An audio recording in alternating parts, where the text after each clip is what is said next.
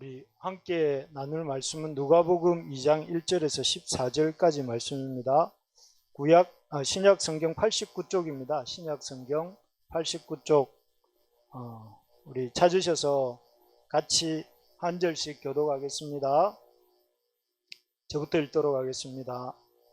그때에 가이사 아구스도가 영을 내려 천하로 다 호적하라 하였으니 지극히 높은 곳에서는 하나님께 영광이요 땅에서는 하나님이 기뻐하신 사람들 중에 평화로다 하니라. 아멘. 예수 현실 속에서 일하시는 하나님, 이런 제목으로 오늘 말씀을 잠깐 나누겠습니다. 우리 레지날드가 있어야 영어를 함 시키는데 레지날드가 없네요. 요즘 제가 이렇게 좀 한 번씩 생각하는 영화가 있습니다. 이 1999년도에 나온 매트릭스라고 하는 영화인데요. 이 영화 중에서도 이 장면이 자주 한 번씩 떠오릅니다. 어떤 이 미래의 어느 날 AI와 기계들에 의해서 인간이 정복되고 인간들은 이 자궁이라고 불리는 그 어떤 기계 캡슐 속에 들어가서 이렇게 누워서 지내고 있습니다. 그래서 이 AI와 기계들이 인간의 뇌 속에 매트릭스라고 하는 프로그램을 깔아놓고 저 안에 누워 있지만 저 사람들은 그 매트릭스라고 하는 그 프로그램에 의해서 영화의 내용입니다. 공부도 하고 연애도 하고 학교도 가고 모든 걸 다 해요. 근데 실상은 그 매트릭스라고 하는 그 프로그램 속에서 그렇게 생각할 뿐이고, 이들은 여기에서 누워서 생체 에너지를 이 사람의 생체 에너지를 배터리로 삼아서 AI와 기계들이 돌아간다. 그런 세상에서 이제 네오라고 하는 사람에 의해서 이제 탈출하고 그 세계를 무너뜨리는 그런 내용이 매트릭스라는 영화입니다. 참 굉장히 상징적인 장면이죠.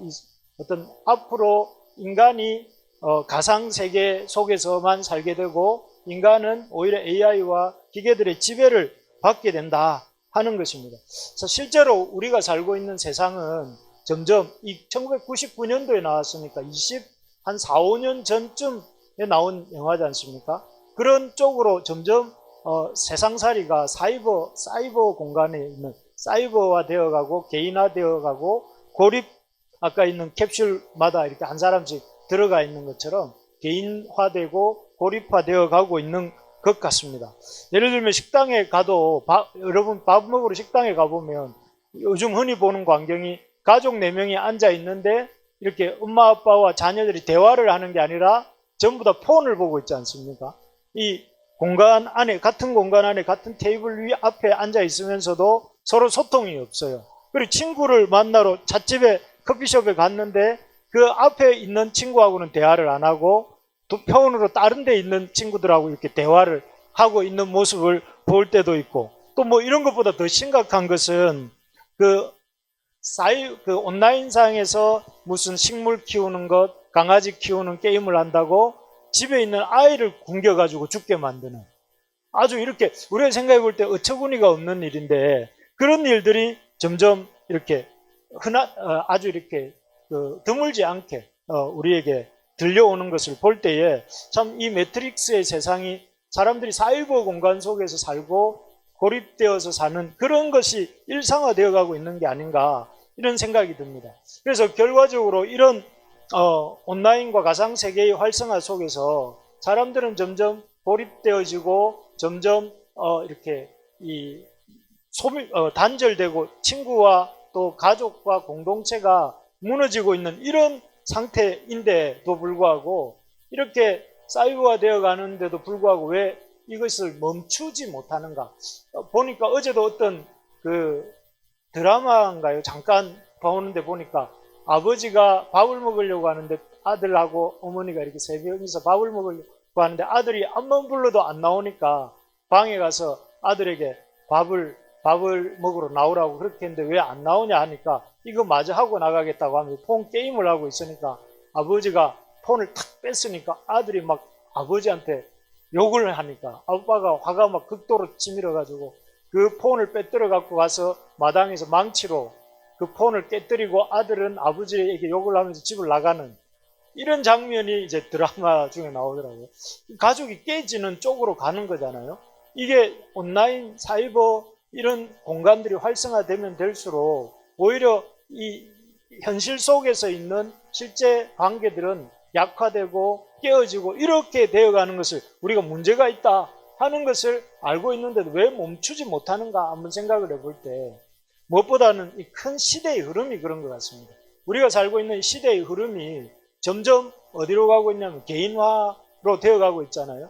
여러분 우리 철학은 잘 재미가 없으시겠지만 2000년대에 그러니까 20세기에 일어났던 큰 두 사건이 1차 세계대전, 2차 세계대전 아니겠습니까?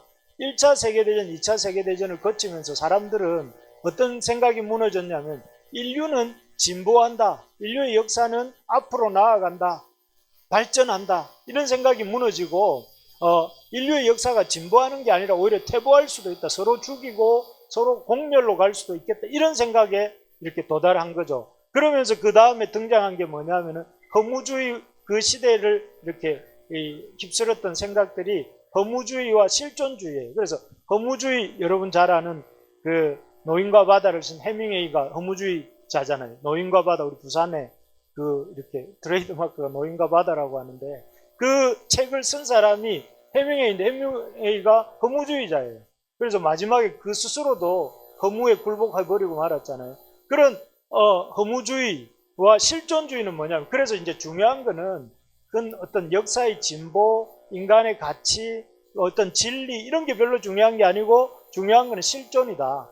이렇게 허무주의에서 실존주의로 넘어갔다가 그 다음에 등장한 게 포스트 모더니즘이잖아요. 모더니즘은 어떤 규범이 사람들은 이렇게 다 달라도 공통된 규범이 있다라고 생각했던 게 모더니즘이라면 이 포스트 모더니즘은 절대 규범, 진리나 규범, 보편 규범은 없다라고 보는 거거든요. 그래서 어쨌든 이런 것들, 절대 진리를 인정하지 않으면서 포스트 모더니즘의 제일 중요한 가치가 다원주의잖아요.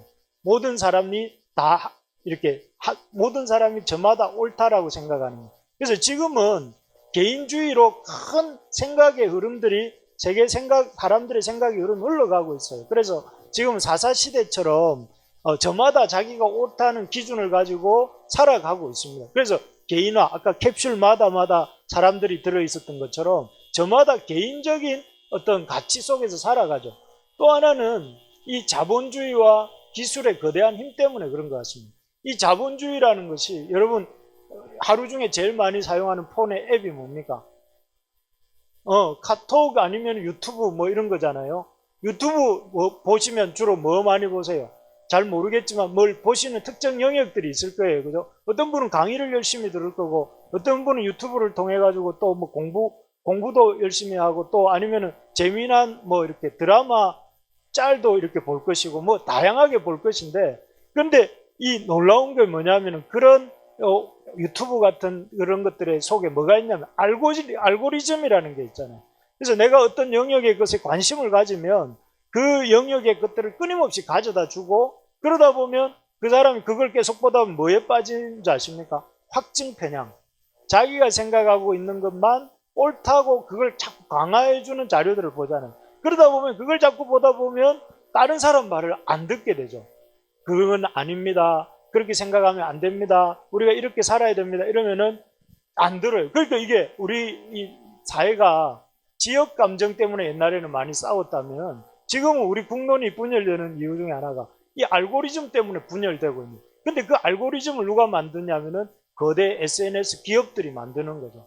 그래서 이런 아까 그 누워 있는 사람들의 많은 선이 연결되어 가지고 그 생체 에너지를 빼가듯이 지금은 이 거대 자본과 이 하이테크 기술들이 이런 거대한 힘이 되어서 사람들이 이렇게 사이버 공간이 보다 이렇게 리얼, 현실이 중요한데도 불구하고 계속해서 사이버 공간 속으로만 들어가려고 하고 그리고 아주 이렇게 단절이 되고 있음에도 불구하고 그 단절의 문제를 해결하려고도 하지 않고 점점점 우리가 알면서도 멈출 수가 없는 이런 상태로 되어가는 그 이면에는 이 자본주의, 캐피탈리즘, 돈을 벌어 어떤 사람들이 어떻게 되든 말든 우리는 돈을 벌어야 된다고 생각하는 자본주의와 또 그 자본주의에 발맞춰서 발전하는 기술이 엄청난 속도로 빠르게 진행하고 있기 때문에 우리가 그런 흐름들을 실제와 그 가상을 구분 못하는 사람들이 자꾸만 늘어가고 있는 거잖아요. 그죠?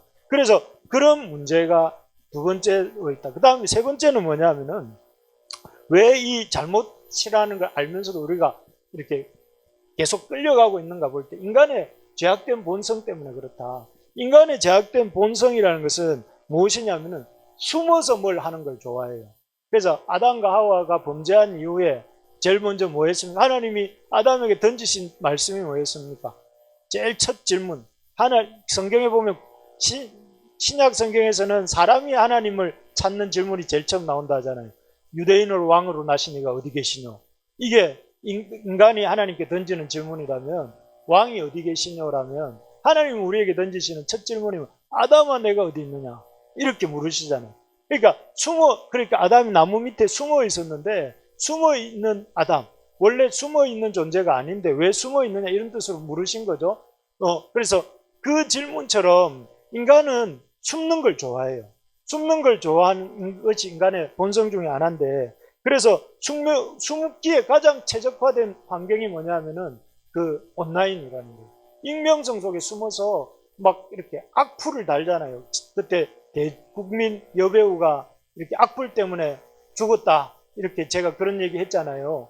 그분도 그런 악플, 익명성 속에서 던지는 악플 3,000개를 보고 마음이 상해서 이런 극단적 선택을 했다고 하는데 그런 걸 생각해 보면 이런 이 인간의 본성이 그런 숨어서 하는 걸 좋아한다는 거죠. 그래서 이런 이유들 때문에 우리가 점점점 앞에서 이 본 그림처럼 이렇게 아주 캡슐, 자궁이라고 불리는 이 캡슐 속에 저마다 들어가서 저마다의 세상을 사는 거예요. 저마다의 세상을. 알고 보면 그런데 자기는 자기 세상을 살고 있다 하고 생각하지만 이 거대한 선들을 통해서 이 에너지들을 뺏기면서 이 AI 세계가 돌아가는 기본적인 에너지를, 생체 에너지를 누가 제공하고 있느냐면 개인화되고 사이버화되고 고립화된 개인들이 제공하고 있는 거예요. 그래서 이런 것들을 보면서 참 어떻게 보면 우리도 이런 매트릭스 같은 세상이 돼가는 거 아닌가, 돼갈 수밖에 없는 거 아닌가 이런 생각이 듭니다. 그래서 우리도 결국 어느 시대인가 이 AI 매트릭스라는 영화가 그리고 있는 그런 세상이 되지 않을까 이런 생각이 드는데 그러면 정말 우리는 그렇게 될까요? 우리가 이런 매트릭스와 같은 세상으로 나아가고 있는 걸까요? 답은 아닙니다입니다. 왜 그럴까요? 아닙니다. 이유는 하나님이 역사를 붙들고 계시기 때문에 그렇습니다. 하나님은 여기 실제 역사를 붙드시고 역사하고 계십니다. 여러분 오늘 본문을 보면 여러분 좀 성경 좀 읽었다 하는 분은 오늘 본문을 보면서 이상하다기보단 특이점을 발견하셨어야 됩니다. 왜 그럴까요? 이 성경에 보면 이렇게 시작됩니다. 그때 가이사 아구스도가 이 호적은 구레뇨가 모든 사람이 호적하라 이렇게 쭉 넘어가는데 복음서마다 구체적인 인물과 시점을 기록하고 있는 것은 누가복음이 유일합니다. 어떤 황제가 다스렸고 가이사 아구스도 BC 27년부터 기원 후 7년까지 통치를 했거든요. 옥타비아누스. 최초로 이렇게 로마가 그 이전에는 3두 체제였어요. 3명의 리더가 이렇게 나라를 로마 제국을 다스리는 체제였는데 3분할을 했는데 이 아구스도 옥타비아누스 때부터는 단일 체제로 이렇게 그 나라가 완전히 하나로 통일 제국이 됐던 시점이 옥타비아누스가 등장한 때였어요. 아구스도죠. 우리 8월을 뭐라고 합니까? 오거스트라고 하잖아요. 그게 이 아구스도입니다. 아구스도. 그러니까 이 아구스도가 이렇게 다스렸고 또 수리아 총독은 구레뇨입니다. 당시에 이스라엘은 이 수리아의 관할하에 있었기 때문에 이 구레뇨의 다스림을 받고 있었고 이 구레뇨도 BC 정확하게 통치했던 역사적 시점이 나오는 인물이에요. 그리고 그들이 한 일이 뭐냐면 호정령을 내렸다는 거예요. 이제 세금을 거둘 목적으로 또 군사를 징집할 목적으로 했던 것이죠. 그래서 이 누가는 다른 요한이나 마가나 마태와 달리 그 예수님이 탄생할 시점의 구체적인 황제는 누구고 또 총독은 누구고 그들이 한 일은 무슨 일이고 이렇게 하면서 그 시대적 배경을 동시에 보여주고 있습니다. 왜 그랬을까요? 왜 이런 시기들을 말을 하고 있는 걸까요? 이유는 누가가 말하고 싶은 것은 이게 역사적 사실이라는 거예요. 여기 예수님이 이 땅에 태어나시는 사건이 역사적 사실이고, 그 예수님이 태어나시는 역사적 사건을 이루신 하나님이 실제 역사 속에서 역사하신다 하는 걸 겉으로 보기에는 아구스도가 역사를 주도하고 있는 것 같고, 수리아 청독, 고레뇨가 이렇게 역사를 다스리는 것 같지만, 실제로 하나님께서 역사를 다스리고 계시고 하나님이 그 역사 속에서 일하고 계시다는 것을 이렇게 보여주기 위해서 이렇게 길게 역사적 배경을 기록한 것입니다. 우리가 참 이 가상세계 속에서 늘 살 때가 많다고 생각하는데, 그러다 보니까 우리가 성경을 읽을 때도 어떤 생각이 있느냐 하면은, 약간 이 성경에 대해서도 수많은 그런 어떤 우리가 보고 있는 많은 정보나 자료들처럼 그냥 약간 머릿속에 또는 이야기처럼 또 실제가 아닌 것처럼 생각하는 그런 마음이 있습니까? 없습니까? 여러분, 이 성경 읽을 때 그렇구나, 정말 하나님이 그렇게 역사 속에서 일하셨구나, 이런 믿음이 있습니까? 아니면은 그냥 그렇네, 이렇게 할 때가 많습니까? 정말 하셨구나, 이런 쪽이시기를 바랍니다. 그런데 그럼에도 불구하고 우리가 읽을 때 무덤덤합니다. 다윗, 아구스도 뭐 이런 말을 들어도 이렇게 별로 없는데, 그러나 분명히 오늘 이 본문이 예수님의 탄생을 알리고 있는 누가복음의 이 본문은 하나님이 역사 속에서 실제적으로 일하셔서, 그래서 예수님을 이 땅에 태어나게 하셨고, 그렇게 하신 하나님은 역사 속의 역사라는 실제를 통해서 일하시는, 그래서 그 역사가 우리 인간의 큰 흐름은 사유보로 가는 것 같지만 결코 그렇게 가지 않게 하신다는 것입니다. 여러분, 기독교 신앙은 실제 역사에 기초해서 실제적으로 이루어지는 것입니다. 지난주에 제가 이렇게 우리 수요 기도회하고 새벽 기도회 때 어떤 기도 제목을 가지고 같이 기도하자고 했습니다. 그게 뭐였냐면은, 제가 아는 후배 목사님 한 분이 콩고에 이렇게 단기 선교를 갔다 오셨는데 말라리아에 감염이 되셔가지고 말라리아는 그 균이 적혈구를 파괴한대요. 근데 적혈구가 하는 일이 뭐냐면은, 적혈구가 산소를 이렇게 나르는 거잖아요. 운반하는 거잖아요. 근데 산소가 다른 부분은 몰라도 이 뇌에는 공급이 원활하지 않으면 뇌세포가 어떻게 돼요? 이렇게 한번 파괴되고 나면 재생이 안 되잖아요. 그래서 이 중환자실로 들어갔다는 거예요. 중환자실로 들어가서 굉장히 위급한 상황을 맞았는데, 그래서 긴급하게 기도해달라고 왔는데, 그래서 저도 새벽 기도회 때마다, 수요 기도회 때마다 열심히 이걸 놓고, 목사님인데 이게 언어를 제대로 못 쓰시면 이게 설교도 할 수 없고 사역도 할 수 없고 또 그 삶이 너무 힘들어질 것 같더라고요. 그래서 간절한 마음으로 저희들 식구들이 같이 기도했습니다. 근데 감사한 것은 지난 금요일 날 이렇게 답장이 왔는데, 다행히 이 중환자실에 들어가서 처음에는 언어도 발음도 잘 못하고 언어를 잘 이렇게 사용을 못 하셨는데, 거의 회복이 돼, 의식도 회복되고 의사소통도 되고 이렇게 되셨다는 거예요. 할렐루야. 네, 여러분, 이게 저는 역사가 실제 속에서 하나님이 우리의 실제 역사 속에서 일하시고 역사를 하나님이 붙들고 계시다는 또 다른 증거라고 저는 생각합니다. 우리가 하나님 앞에 어떤 문제를 놓고 기도할 때에 아무 응답도 없고 아무 반응도 없다면 하나님은 실제적으로 역사하시는 분이 아니다, 이렇게 생각할 수 있잖아요.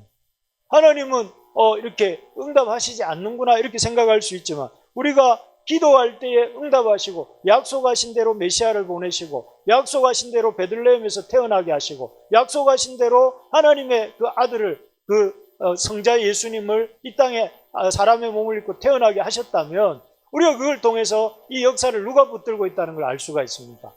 하나님이 붙들고 계시고 하나님이 이 역사 속에 일하신다는 것을 우리가 볼 수 있지 않겠습니까? 여러분, 그래서 이 성탄을 맞이하면서 하나님은 실제로 역사하시는 분이고 역사 속에서 하나님의 이 일하심을 우리가 볼 수 있다는 것을 믿을 수 있기를 바랍니다. 그래서 여러분, 우리가 이 하나님에 대한 하나님 말씀을 들을 때에 기대감을 갖고 들으셔야 됩니다. 여러분, 오늘 예배 나오면서 오늘 하나님이 이 예배를 통하여서 나에게 어떤 말씀을 주실까 기대하고 나온 사람 손들지 말고 그냥 한번 생각해 보세요. 여러분 오늘 예배 나오면서 난 하나님 말씀을 듣게 될 거야, 이런 기대감이 있으신 분 있기를 바랍니다. 여러분 말씀을 통해서도 그렇고 교제를 통해서도 그렇고 찬양을 통해서도 그렇고 하나님 나에게 주시는 말씀이 있잖아요. 그거를 기대하고 또 그 말씀 붙들고 끝난 게 아니에요. 돌아가서 어떻게 해야 돼요? 돌아가면서 그 말씀을 주신 하나님께서 그러면 내 삶 속에서 어떻게 일하실지를 기대하면서, 하나님이 제일 원하는 게 이 기대거든요. 하나님께 나아가는 자는 그가 계신 것과 자기를 찾는 이들에게 상 주시는 이심을 믿어야 할지니라. 이게 하나님이 원하는 우리의 하나님을 향한 태도잖아요. 기대감. 기대감을 갖는 걸 원하신다는 거예요. 그래서 여러분 이 성탄을 통해서 하나님이 약속을 지키시고 역사 속에서 일하신 것처럼 오늘 우리에게도 그렇게 일하시는 것처럼 우리도 그런 기대감을 갖는 우리가 되기를 소망합니다. 그래서 우리 한번 같이 읽어봅시다. 시작.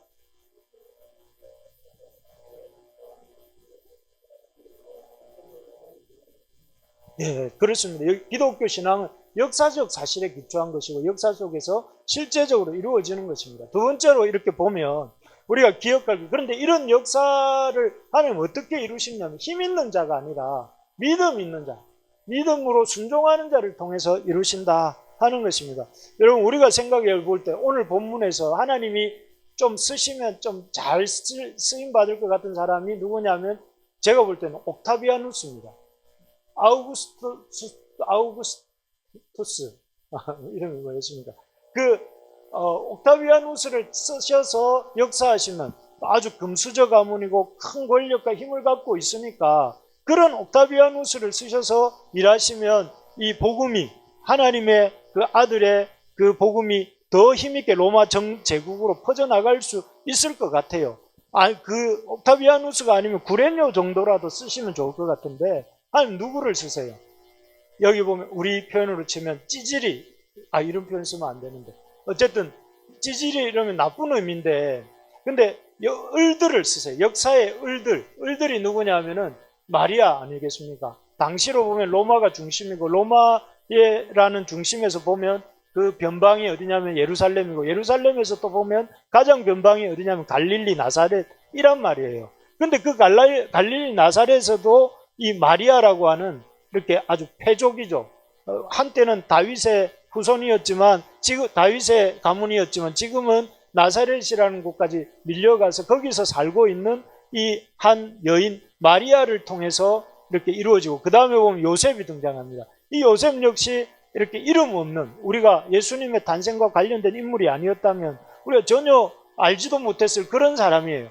그런데 이런 사람들은 사실 그 인구조사로 요셉과 마리아가 거기로 가잖아요. 이 베들레헴으로 가잖아요. 우리 다음에 세미자매 빈방이 있습니까? 이런 공연 한번 우리 교회에서 하면 좋을 것 같아요. 갔는데 빈방이 없어가지고 말구유에 요셉과 마리아가 아이를 놓는데, 사실은 이 요셉과 마리아는 그 베들레헴의 호적하러 가고 싶었을까요? 안 가고 싶었을까요? 왜 안 가고 싶었다고 생각하세요? 맞습니다. 먼 길이기도 하고 또 두 가지 이유가 더 있습니다. 두 번째 이유는 이 마리아가 이게 만삭이 다 됐어요. 만삭의 몸이 움직이면 어떻게 되죠? 여러분 잘 모르겠지만 이 아이를 갖고 초기하고 아이를 낳기 직전에 두 달이 이렇게 굉장히 출산에 위험한 시기라고 하더라고요. 그래서 그때는 움직이면 잘 안 되는 때예요. 그런데 144km나 되는 거리를 나사렛에서 베들레헴까지는 144km나 되는 거리를 만삭의 여인이 걸어가야 된다는 것은 위험한 일이죠. 두 번째가 그렇습니다. 세 번째는 뭐냐면 이 유대인들은 인구조사를 싫어했어요. 왜냐하면 다윗이 사무엘상입니까? 사무엘하 23장인가에 보면 그 인구조사를 하는데 하나님이 다윗을 벌하세요. 하나님이 축복하셔서 이스라엘이 이렇게 번성했는데 다윗이 자기가 잘나서 백성이 번성한 것처럼 수를 헤아리는 거 하나님 싫어하셔서 하나님이 징계하시잖아요.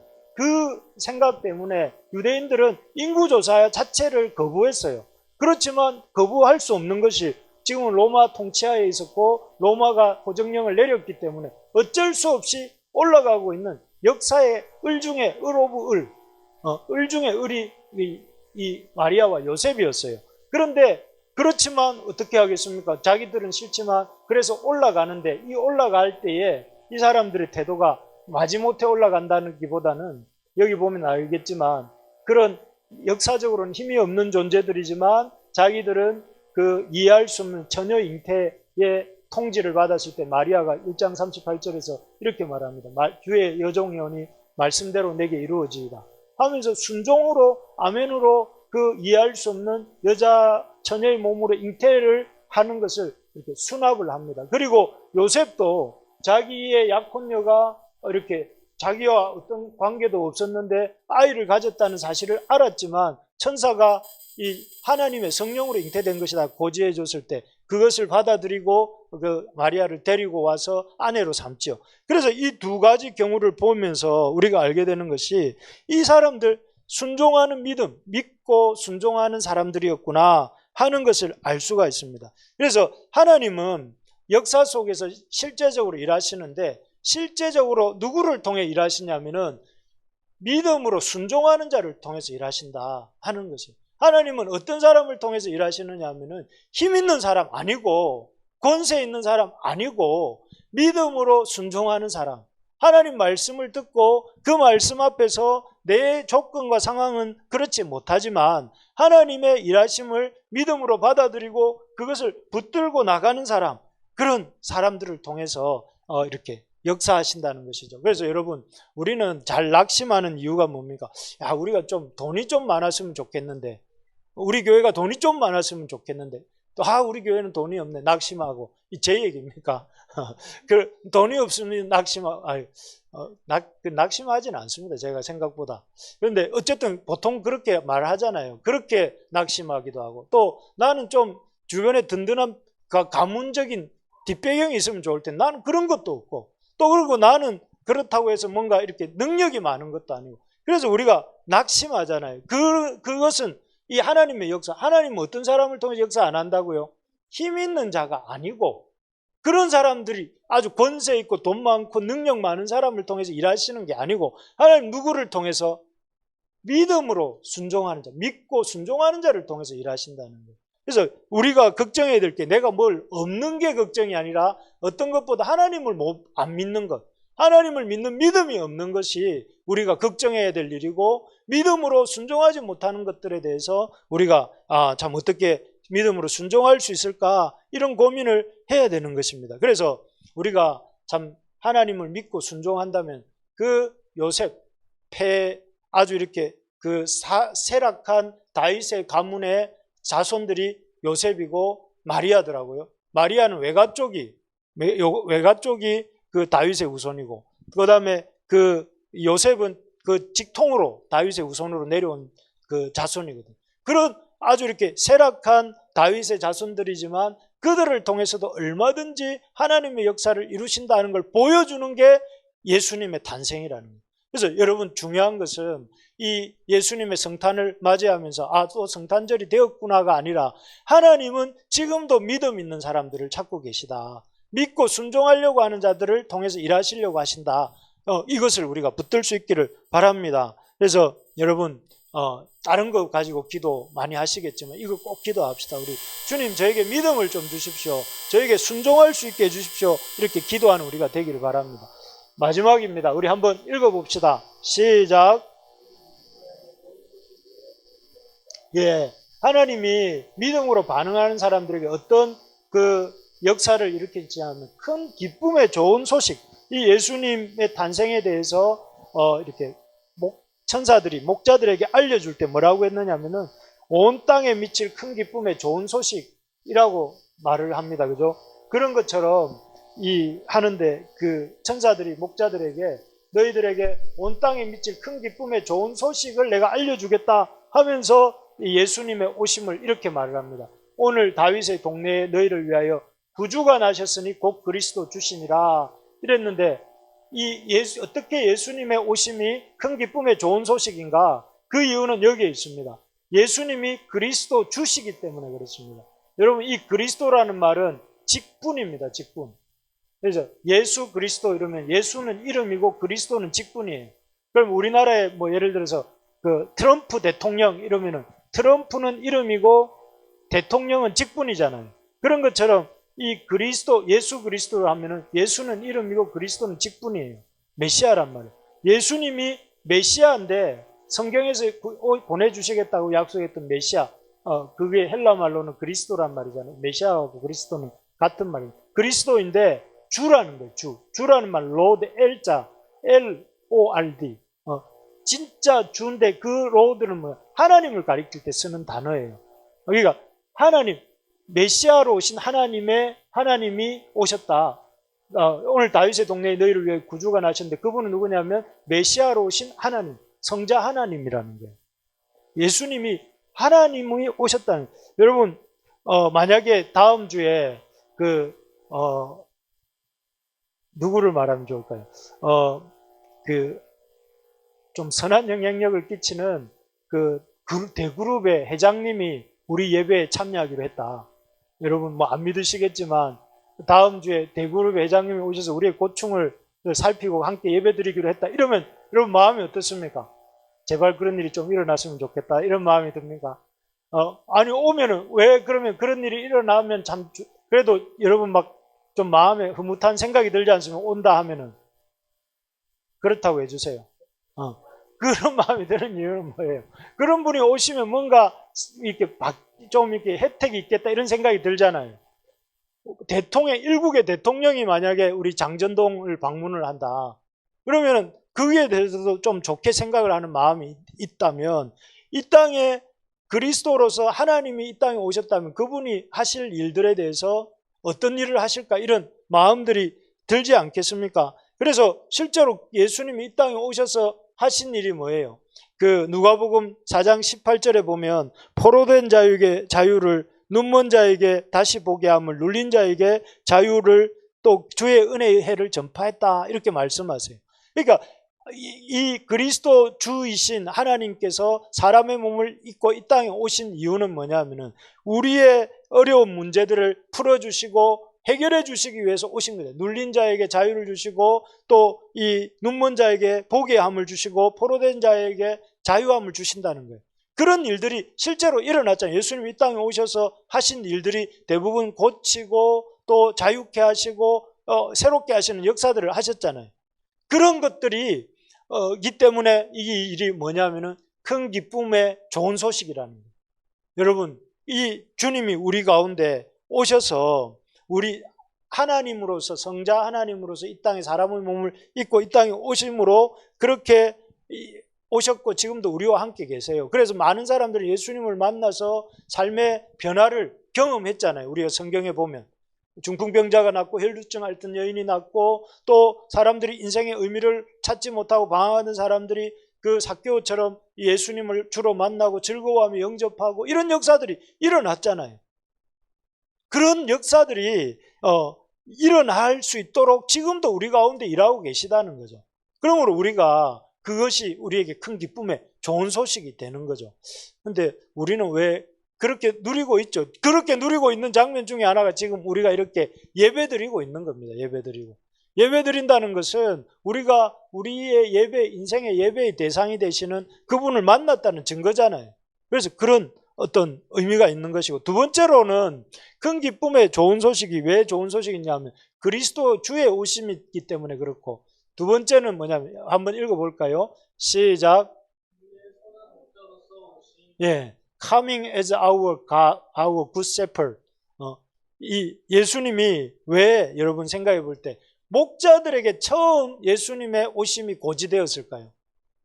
예수님의 오심에 대한 소식을 왜 천사들은 다른 직분들도 많이 세리도 있고 아니면은 또 다양한 목수도 있고 있을 텐데 왜 목자들에게 먼저 예수님이 오신다고 이렇게 알려주셨을까요? 예, 아주 총명합니다. 우리 경훈 형제. 우리 선한 목자로 실제로 구약에서 에스겔서든지 이렇게 선지자들이 예언할 때 메시아가 오실 때에 그분은 목자가 되실 것을 예언을 했어요. 성경에서. 그리고 그것을 아주 이렇게 극적으로 보여줄 수 있는 장면이 뭐냐면 목자들에게 당신의 오심을 천사들이 제일 먼저 알린 거예요. 그래서 예수님은 당신이 이 땅에 오실 때 목자로 오신다. 그런데 그 앞에 두 자가 더 붙어야 됩니다. 목자로 오시는데 어떤 목자냐면 선한 목자예요. 선한 목자는 어떤 분이라고 예수님이 직접 말씀하셨냐면 선한 목자는 양들을 위하여 목숨을 버린다. 양들을 위하여서 목숨을 버려. 보통 목자들은 어떻습니까? 위급할 때 양들을 팔잖아요. 그래서 살림미천을 만들어가지고 이렇게 자기 살기를 도모하지만 예수님은 그런 목자들하고는 달리 선한 목자로서 자기를 이렇게 내어주지. 그래서 십자가에서 예수님이 자기를 내어주시기까지 하셨죠. 그래서 이런 분을 우리가 우리의 목자로, 우리의 주님으로 모셨다는 것이 큰 기쁨의 좋은 소식이 되는 것입니다. 그래서 여러분, 얼마나 이것이 놀라운 일인지 천사들이 우리 앞에 찬양했지 않습니까? 그 찬양에 보면 천군 천사들이 지극히 높은 곳에는 하나님께 영광이요 땅에서는 기뻐하심을 입은 사람들 중에 평안이라 이렇게 얘기했잖아요. 그게 여러분 이 성경에 나오는 최초의 합창단이 여기라더라고요. 누가복음 2장 1절에부터 나온 천군 천사들의 합창이 우리가 성탄절날 우리 합창할 거지 않습니까? 그때 그 합창의 원조가 천사들이 합창했던 거예요.